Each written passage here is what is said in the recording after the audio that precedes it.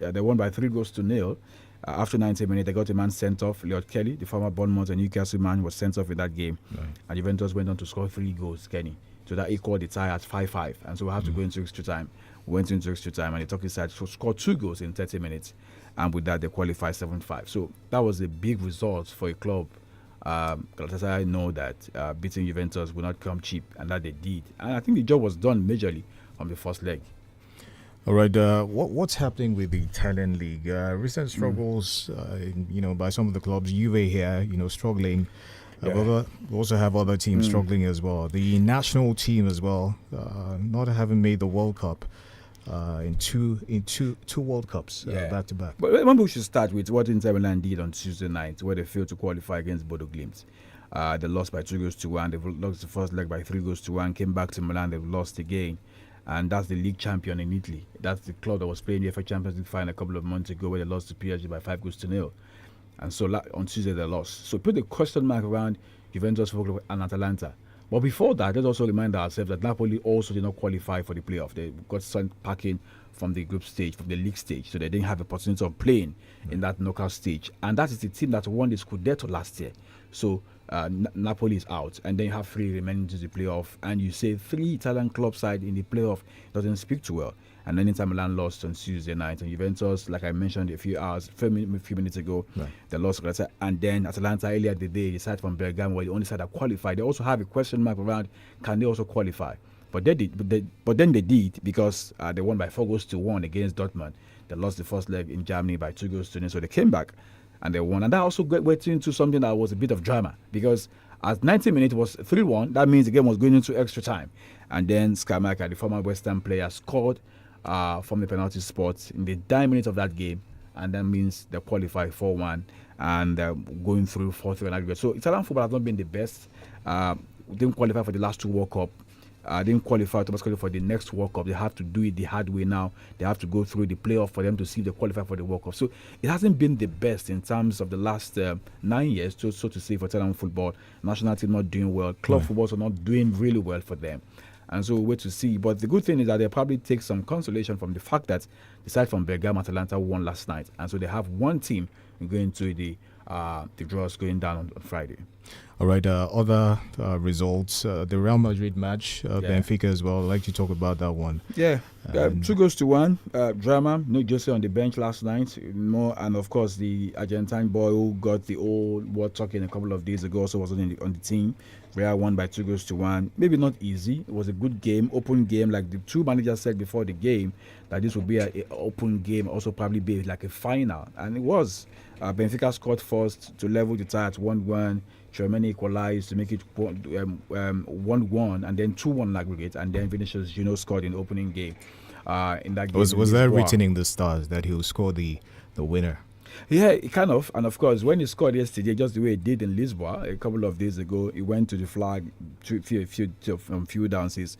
And after the game, I also saw a statement somewhere where he says he's trying to trace his roots, and he's looking like he's from Cameroon. Interesting. Okay? Interesting. You remember Jamila in 1990 World Cup when he was dancing around the flag, so maybe he's taking the cue from that. Okay, talk about the round of 16 draws. When is that? Give us the updates as regards. Yeah, that will be happening on Friday. We'll wait to see the other big boys who finished top in that top 8 now. The likes of Liverpool, Spurs, Arsenal, Barcelona Football Club, all will be waiting for the opponent. And the opponent is like, we have a little cue of what the opponent will look like, but we'll wait to see, Kenny. That will be Friday around 12 in Lyon, where the draws will be going down. UEFA will tell us all of that, but they have to wrap up the other 2 UEFA Interclub competition later today, the UEFA Cup and the Conference League, and then on Friday we'll get into the draws for these 3 tournaments. Are you expecting any of the supposedly regular results? I saw a post or a comment from Thibaut Courtois saying that he knows that they're going to get Man City. Yeah, either Man City or Sporting Lisbon might be the opponent, but it's looking like a City again. And Kenny, you begin to say this thing look like a script. It's always Manchester City against Real Madrid and all that coming to play. And when you have that lineup, there's a way it speaks about the narrative. But again, we'll just wait to see. It might just be it, but we'll wait to see. Is it a Sporting Lisbon or Manchester City?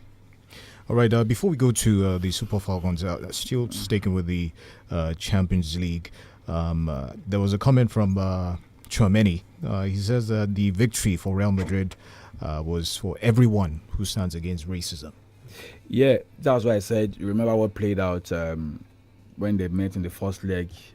Wasn't the best in terms of the pictures, wasn't the best in terms of the aftermath of the game. But again, I mean, everyone is in this. The Premier League also had their share the last few days. 𝐿 Agokodare and a few others who, I mean, who the fans went on social media and accused them a lot of these things. So we wait to see. FIFA's not doing enough, but again, it's a question for the whole world to come and do something fast about. We're counting down to the World Cup, Kenny, and the US, Mexico, and Canada will be hosting. We don't want to see these kind of things play out. All right, we'll talk about the Super Falcons and the MPFL when we come back. But up next is the BBC Premier League update with Mike McCarthy.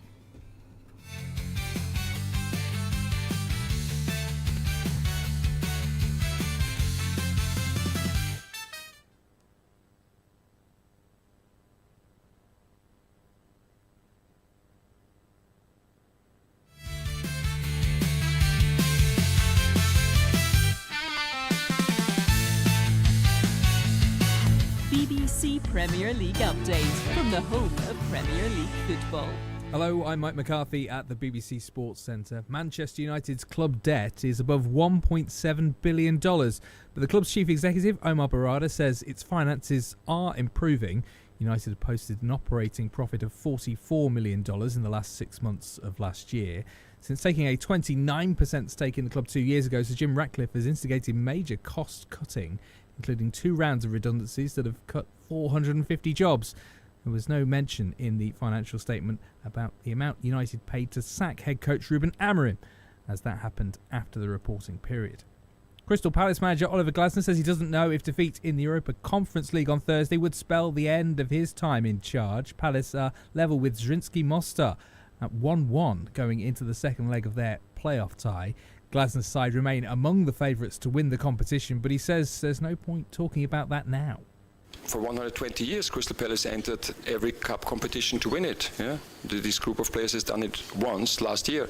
So every team will enter the competition, but just one can lift the trophy at the end. And it just makes no sense to talk now about it.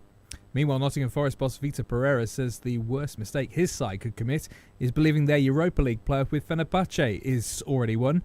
Forest will kick off the second leg at the City Ground with a 3-0 lead. I know the spirit of this club. I know the spirit of the Turkish people. I know that they will not give up. Never. They will come here believing that they can win the game. And for more football news from the BBC, go to bbc.com/football. BBC Premier League update from the home of Premier League football. All right, welcome back. Scoreboard in 15. And yes, it's time to talk Super Falcons. I understand that there's some friendly games, one against Cameroon. Yeah, they've got 2 against Cameroon coming up ahead of the African Cup of Nations. The guys are already in camp. And just yesterday, Ajibade Rashidat, the captain of the side, is in camp. Demenyo Oluwatomisin Blessing also is in camp. Monday Gift is in camp.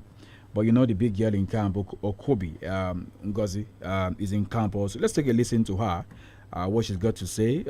Spoke to the media officer of the Super Eagles. And let me also state that 4 more girls joined late yesterday. Jamilusi Folashade, Shukurat Oladipo, Winsola Babajide, and Kafayat Shitu joined. But take a listen to Okobi speaking to the media officer of the Super Falcons. And when we come back, we've got more. Yeah, how does it feel to be back in the squad? Should I use the word excited? Yeah, probably excited. I'm happy I could at least do this again. I'm grateful, I'm honored. What should Nigerians expect from you, with this chance? My expectation, I can't really say anything about that right now because I live my life by taking one step at a time. So I've seen a lot of messages, critics, and social media, which I don't want to care much about. I just know what. All right, so there you have her. We'll continue in the afternoon with that. We'll play more of that, and we'll see how the boys will react to that. So the girls, they're set. Is a double header in terms of the friendly game, Kenny. Yeah. And is the WAFCON. They're about to defend this, and Morocco again will go. And the 4 semi-finalists will qualify automatically for the World Cup. So it makes this WAFCON a bit challenging and a bit difficult, because the girls, every one of them know that if you get to the semi-final of this year's WAFCON, then you have a ticket to go to the next FIFA Women's World Cup. Kenny. All right, Peter, let's have you speak on the MPFL game result from yesterday. Yeah, it was Rivers United, and it's catch me if you can now. They left it late against Barao. Bottom line, they got maximum points against the side from Kano. They won by 1-0. And the other pack are chasing them. Kenny, they've played 24 games.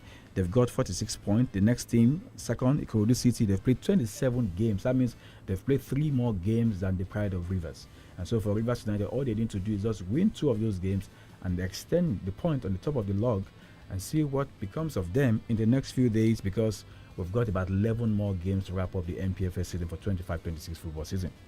All right, it was great doing this with you, Peter. Thank you, Kelly. Scoreboard Reloaded is at 3:30 p.m. You're going to catch Peter and the boys for that one. My name is Kenny. Good morning.